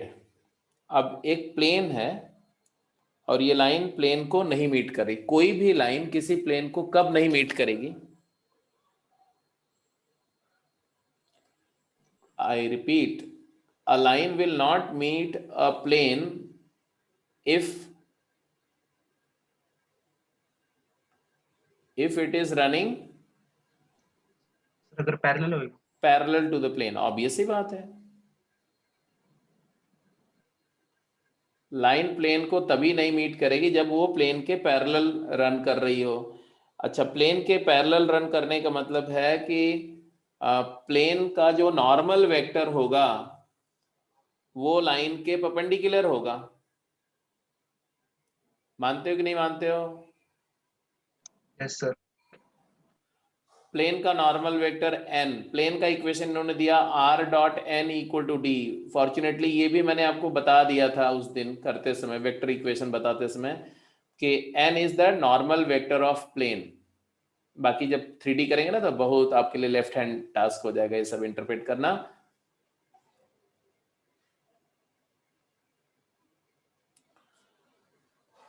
Line के अलोंग वेक्टर है b और प्लेन का नॉर्मल वेक्टर है n, तो b और n परपेंडिकुलर होंगे। b is perpendicular to n होना चाहिए, देयरफॉर b डॉट n 0 होना चाहिए।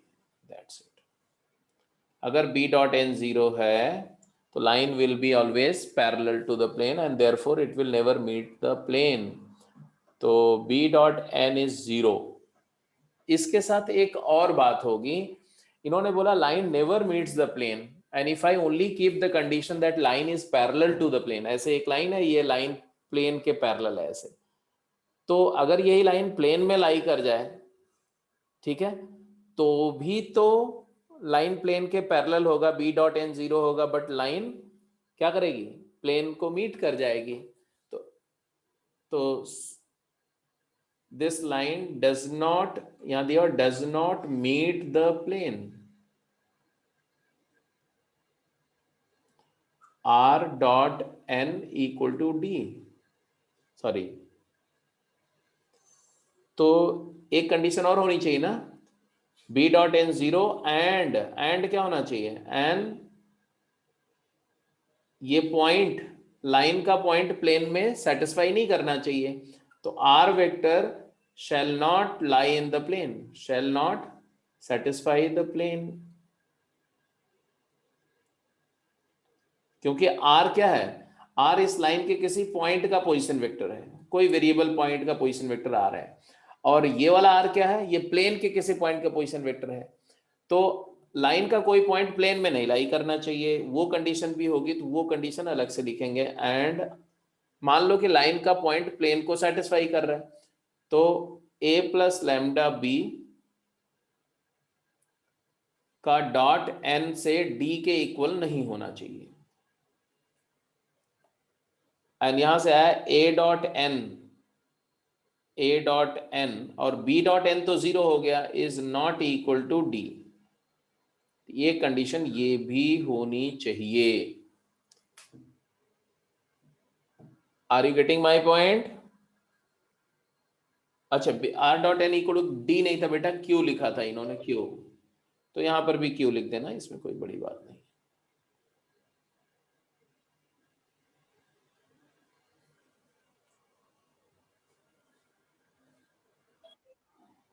ठीक है जी, तो ये कंडीशन आ गया। तो ऑप्शन कौन सा आया बोलो?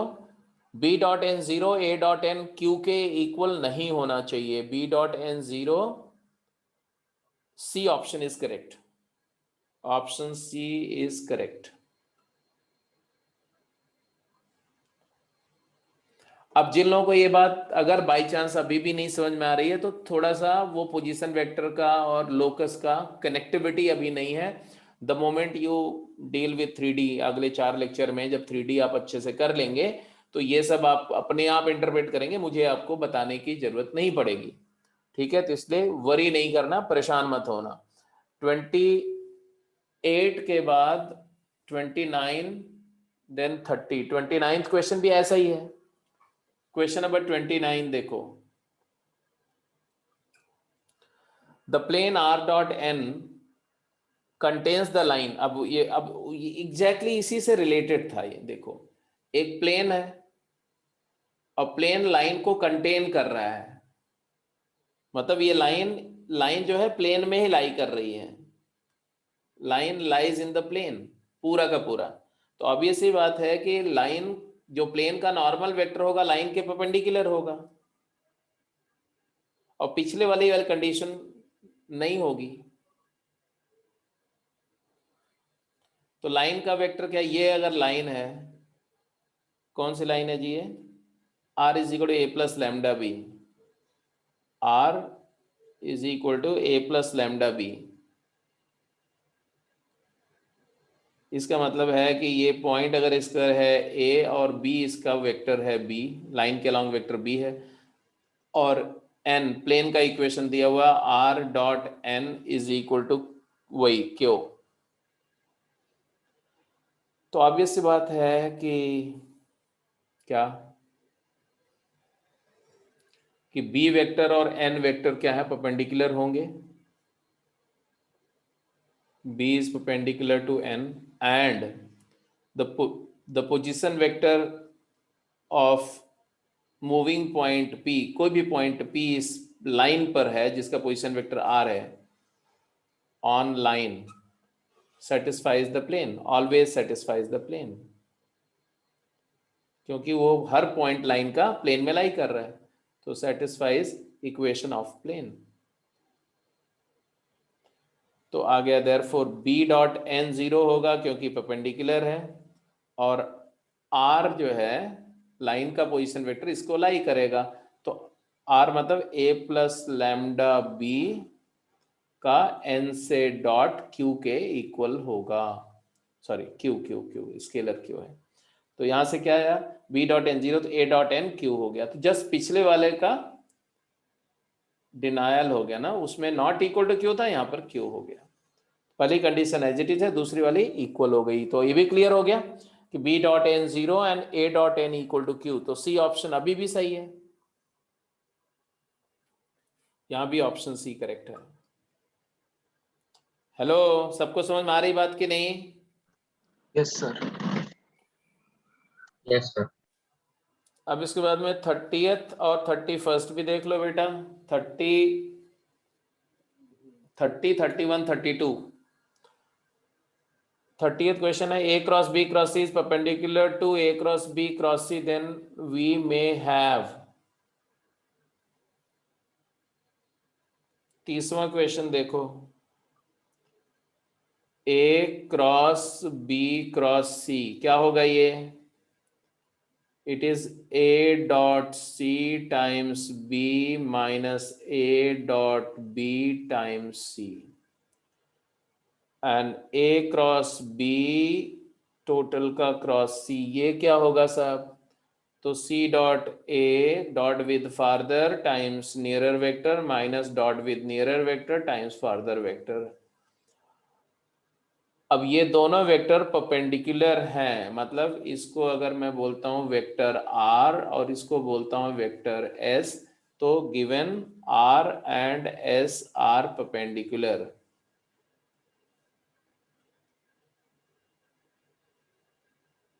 तो r डॉट s 0 होगा।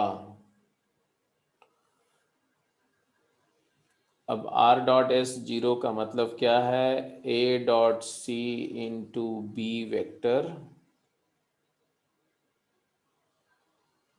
Minus a dot b into c vector का dot c dot a into b vector minus c dot b into a vector 0 होगा।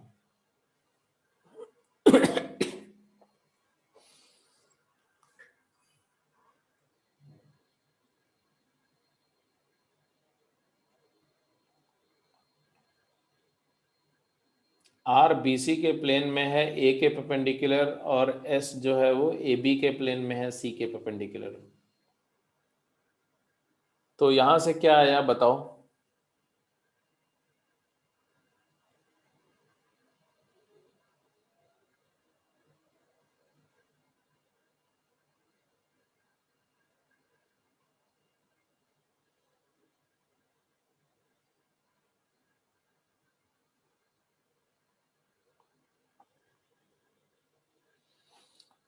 अगर इनका डॉट लेते तो क्या आएगा, ए डॉट सी का square times b magnitude b dot b हो गया b square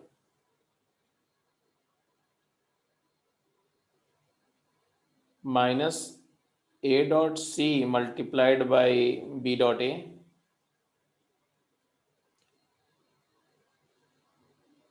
minus A dot B into c dot a into B dot c and plus a dot b into c dot b into a dot c equal to 0।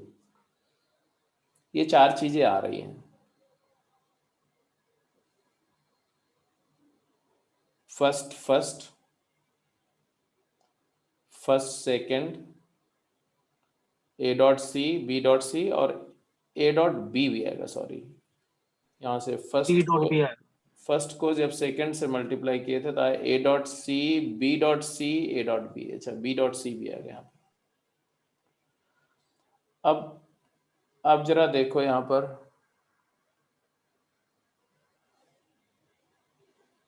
A dot b dot c dot a, ये cancel हो गया yes sir.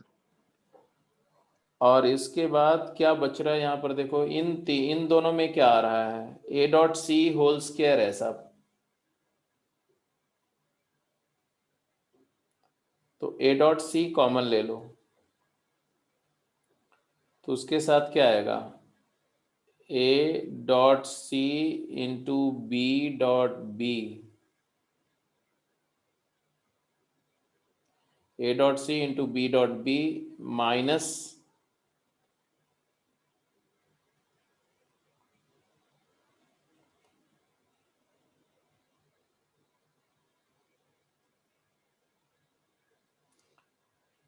यहाँ से A dot C जा चुका है तो ए dot B into B dot C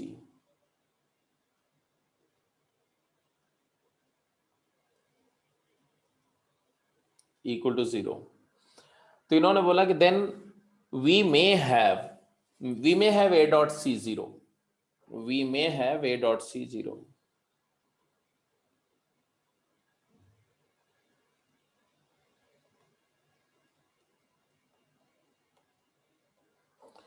It is not necessary that a dot b 0, but a dot c 0 हो सकता है क्योंकि a dot c 0 होने पर ये होल्ड कर रहा है, तो ऐसा हो सकता है कि a dot c 0 हो। तो 30th का आंसर है सी। अब आ जाओ 31st, ये तो हो ही गया यार, A B C are 3 vector, A cross B C है, बी क्रॉस सी ए है, सी क्रॉस ए बी है, तीनों म्यूचुअली परपेंडिकुलर है।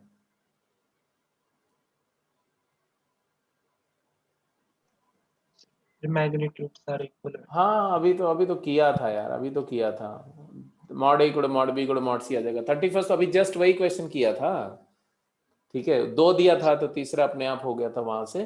तो ये 31st तो स्ट्रेट वे है, स्ट्रेट वे मॉड ए गुड़ मॉड बी गुड़ मॉड सी आ जाएगा। 32nd बोल रहा है the position vector of vertices A B C of a triangle are 3 unit vectors A cap B cap C cap, a vector D is such that d dot a equal d dot b equal d dot c। Okay 32nd question में कुछ ढंग की बात हो रही है, एक triangle की बात हो रही है, उसकी 3 वर्टिसेस की बात हो रही है, तीनों वर्टिसेस की पोजीशन वेक्टर की बात हो रही है, A position vector A cap, B position vector B cap and C position vector C cap. Position vector of the vertices ABC are unit vector A cap, B cap, C cap. A vector D is such that D dot A cap is equal to D dot B cap is equal to D dot C cap equal है, and D lies in the plane of AB, and एक ये दिया हुआ है, given है ये, and और क्या गिवन है कि d is equal to lambda times b plus C,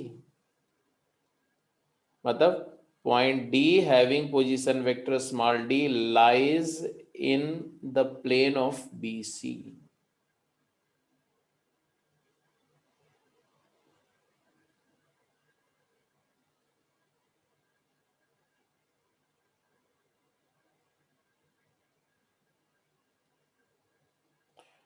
D vector BC के प्लेन में है, डी वेक्टर ही बोलो चलो अभी, डी वेक्टर BC के प्लेन में है,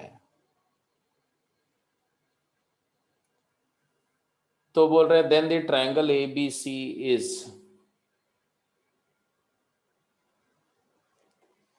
ओके यहां से देखो तो D dot A minus B 0 है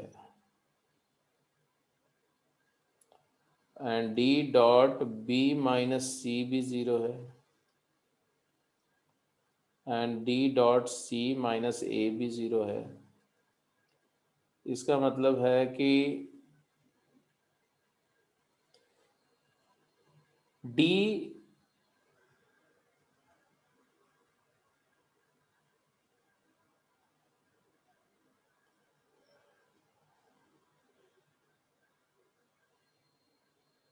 D is perpendicular to AB,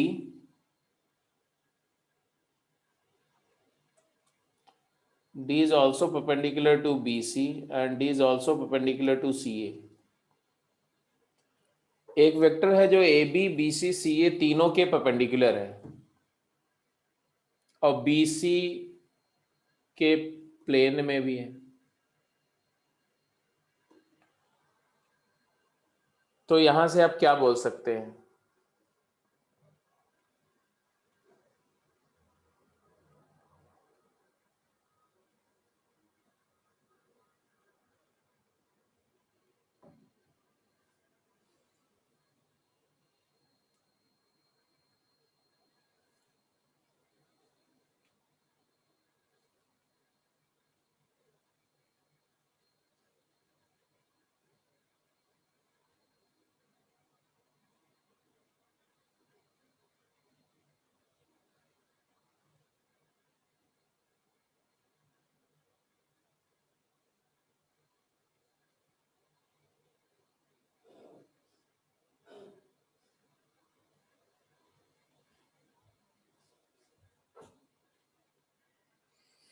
यहां से हम क्या, एक सिचुएशन तो क्लियर है कि ABC अगर राइट एंगल ट्रायंगल हो जाए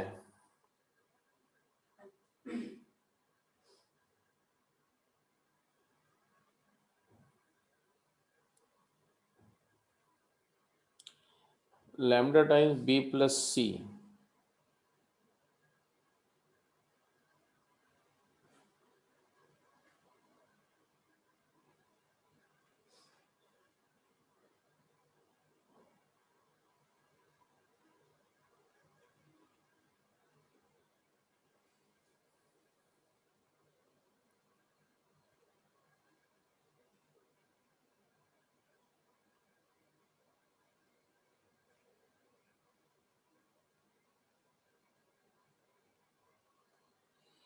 D है lambda times B cap plus C cap ना, तो यहाँ से एक चीज यहाँ क्लियर हो रही है कि आप देखो किसी एक में ले लो, यहाँ से ले लो, तो D की जगह हमने लिख दिया lambda times B cap plus C cap into A cap minus B cap equal to 0। तो यहाँ से आया lambda times B cap dot A cap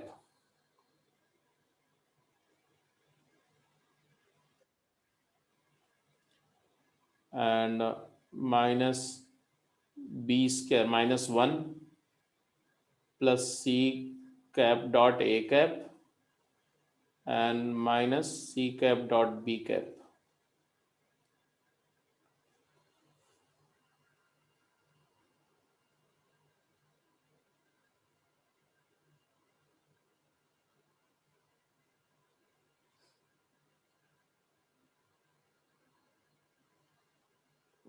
क्या चीज मैं मिस कर रहा हूँ इसमें?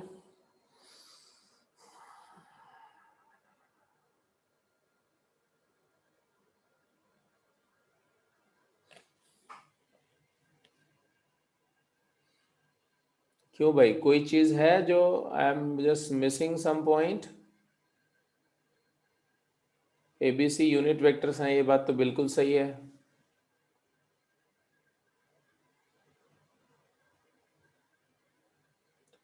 तो उससे क्या कंक्लूड होगा? एबीसी यूनिट वेक्टर है, उससे क्या कंक्लूड होगा? मॉड ए स्क्वायर 1 हो जाएगा, सही बात है। मॉड बी स्क्वायर भी 1 हो जाएगा, मॉड सी स्क्वायर भी 1 हो जाएगा, but how does that is going to help अस?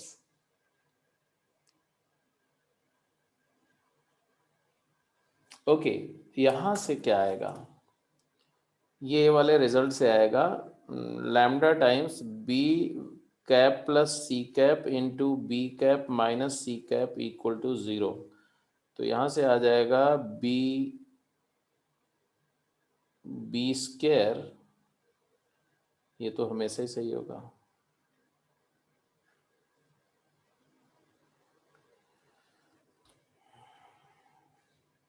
ये थर्ड कंडीशन तो हमेशा ही होल्ड करेगी।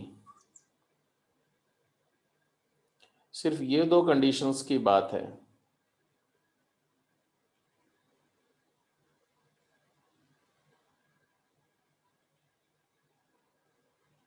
मतलब वर्चुअली सिर्फ एक कंडीशन की बात है, इस कंडीशन से हमें कुछ कैलकुलेट करना पड़ेगा। B dot A, B dot B, C dot A, C dot B. तो यहाँ से अगर देखो तो B dot A positive, B dot B negative, C dot A positive, C dot B negative. Sir 1 को ए डॉट ए लिख लो। फिर क्या आ गया? अच्छा, कॉमन ले लेना सर। ओ यहाँ से मैं कैसे, यही मिस कर गया मैं। बी डॉट ए माइनस ए डॉट ए, तो B minus A dot A हो जाएगा। ओके ओके, प्लस यहाँ पर आ जाएगा तुम्हारा C cap A cap dot B cap हो गया, वेरी करेक्ट। तो ये हो जाएगा तुम्हारा यहाँ माइनस, यहाँ पर आ जाएगा तुम्हारा B cap minus A cap dot A cap and minus B cap minus A cap dot C cap equal to 0। तो यहाँ से आ जाएगा C cap dot C minus A, C cap minus A cap या A cap minus C cap dot B cap minus A cap 0 हो गया। तो यहाँ पर A B is perpendicular to A C हो गया। A B is perpendicular to A सी का मतलब है कि ये राइट एंगल ट्रायंगल होगा। मैं ऑर्थो सेंटर सोचने लगा था, ये गलती कर दिया था। Okay okay okay. Hmm hmm hmm hmm hmm hmm, hmm.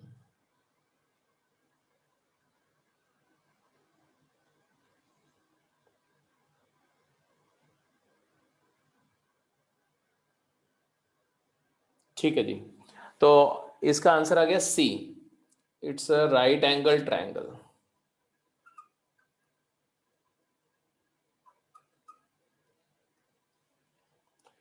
So this was about assignment level 1 and 2 के जितने भी डाउट्स आपके थे वो सारे ही हो गए। हालांकि डाउट ज़्यादा थे, 32 क्वेश्चन में 13 डाउट थे, ज़्यादा उससे ज़्यादा ही आपने पूछ लिए, 15 के आसपास पूछ लिए। बट एनीवे चलो ये हो गया। तो लेवल 1 कंप्लीट हो गया, लेवल 2 कंप्लीट हो गया। लेवल 3 आप लोगों को मिल गई कि नहीं? No sir. लेवल 3 असाइनमेंट नहीं मिली अभी? No sir. ओके जी, आज शेयर कर देता हूँ मैं। ठीक है जी, तो आज शाम में वो वेक्टर वाला आपने देख लिया था, सॉरी 3D वाला पहला लेक्चर। Yes sir. ठीक है, तो आज शाम में हम लोग 3D का सम्स करेंगे और असाइनमेंट लेवल उसकी टेक्सचर एक्सरसाइज का फर्स्ट जो था मैंने बोला था उसको सॉल्व भी कर लेना क्वेश्चंस को। तो मिलते हैं क्लास में, ओके? सर आपने फंक्शंस का भी सर गेम डाली नहीं है अभी ऐप पे। Yes sir. ओके जी, पूछ लेता हूँ मैं एक बार। लेक्चर आप लोग देख लिया? देख रहे हैं सर साथ साथ। साथ साथ सर थोड़े रह गए हैं सर, एक दो। ठीक है, ओके ओके।